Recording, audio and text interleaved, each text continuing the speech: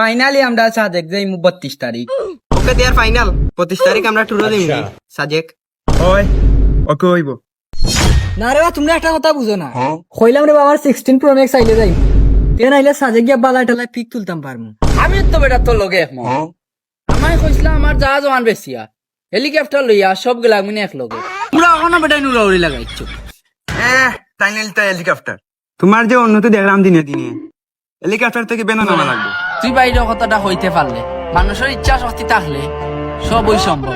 বলো ভাই আমি তোমার একটা কথা বলি, আচ্ছা তুমি হেলিকপ্টার লইও না, তুমি টেলা লো, তোমার টেলাই বানাইবো, কোনো খরচা লাগতো না। দূর বেটাই টাইনার মাত বাদ দাও, তোর ফোন কোন দিন আইতো ওখান তো। না বেটাবে আর আমার নানাই ফাটাইছন, প্লেনও রইছে। আমার 16 Pro Max আইতে আইতে 17 বার হইয়া আসছে, বিমানে এবার ল্যান্ড হয় না। আস্তা কোন দিন 18 Pro Max বার হয়ে গেছে। ভাই গত বছর যে প্লেন এটা উঠছিল আবার ল্যান্ড করছে নানি। না বে ল্যান্ড হইতে পারে না, কি তার লাগি জানোস নি?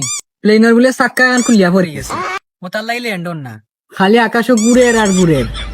কত বছর ধরে যেন প্লেন এখন ঘুরে, তাহলে কি তার তেল শেষ হয় না? তেল তো এটা 2 মাস আগেও শেষ হয়ে গেছে। ও কিটা হো ভাই, তেল ছাড়া এখন চলে কিটা বর্তমানে? কেন বেটা তুই জানোস না নি? বাংলাদেশের বিমানও নতুন একটা সিস্টেম করছে, জানো না? কিটা সিস্টেম ভাই? সিস্টেম কিটা তুই জানোস না নি?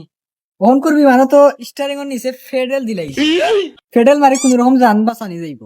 ওহন তারা বর্তমানে আছে ফেডেল দেওয়া আছে। হ্যাঁ এটাই তো হেরান হই না রে। ভাই দুগো পাইলটে পেডেল মারে, মারতে মারতে তার হাউস মিটি যায়। ও তুই একটা বিয়াসলামি মাত মারতে, একটা প্লেনও কতজন মানুষ থাকে? একটা প্লেনও মানুষ থাকে 300 থেকে 350 জন। আচ্ছা ধরলাম 350, দিন যদি একজনে ফেডেল মারে মনে তো 1 বছর হয়ে যায়। আচ্ছা তারা পেডেল দিয়ে বেলা চালাই নিল, আচ্ছা তারা চাকা গুলো লাগাইতো নানি, বিমানটা ল্যান্ড হইতো না। গেছলো তো বেটা, ক্রিস গেছলো চাক্কা লইয়া, উপরে দিতে যায় ছিউ হরি, খেয়াল করছে না ও চাক্কা বাজি গেছে, হাতে তুলে হয়ে গেছে রে ভাই, মেডিকেল ভর্তি।